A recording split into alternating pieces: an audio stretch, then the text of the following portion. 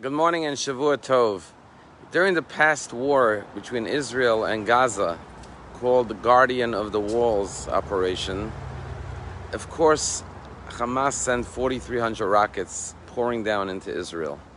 But the shocking part of it was that the head of Hamas, whose name is Ismail Haniyeh, his own niece during this whole war has been in an Israeli hospital in Tel Aviv, in Ichalav Medical Center, undergoing cancer treatment, and during the war his own niece was receiving a bone marrow transplant conducted by Israeli doctors.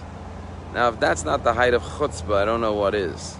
Because they say chutzpah is someone who kills his parents and then asks the court for mercy because he's an orphan. The very doctors who had to go save his niece's life had to be under fire as they left their homes and drove to the hospital. In this week's Torah portion, we have the story of the rebellion of Korach and his people who stood up to Moshe and challenged his leadership and authority. And specifically, the Torah points out two individuals by the name of Dasan and Aviron, who were professional rabble-rousers and made Moshe's life difficult throughout his journey in the desert. But who were they? They were the original two Jews that were fighting in Egypt when Moses intervened and said, "Why are you hitting your brother?" And they turned on Moses and went and informed to Pharaoh that a day earlier Moses had stood up to save a Jew who was being beaten by an Egyptian and killed the Egyptian, and they informed on Moses, and as a result of that, Moses had to flee from Egypt. Imagine these very people who their lives were defended and protected by Moshe, who stood up for the Jews in Egypt, turned against Moses, and from that moment on became his adversaries. And now we're leading a charge with Korach against the leadership of Moshe Rabbeinu.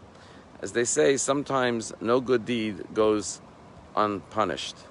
The Jewish people have to know who they are. We are the people who save the relatives of Palestinian terrorists. Imagine if the shoe was on the other foot. If an Israeli leader's niece was in an Arab-Palestinian hospital in Gaza, of course they wouldn't be treated. They wouldn't come out alive. But we have humanity, and we say this 17-year-old niece, she's an innocent young girl. She doesn't deserve to be punished for the sins of her uncle. Let us hold our heads high and know that, like Moshe Rabbeinu, we may be challenged, we may be scorned, we may even be cursed. But if we know our self-worth and we believe in our own morality and our righteousness and our faith in God, like in the past, we will continue to prevail. Have a wonderful day.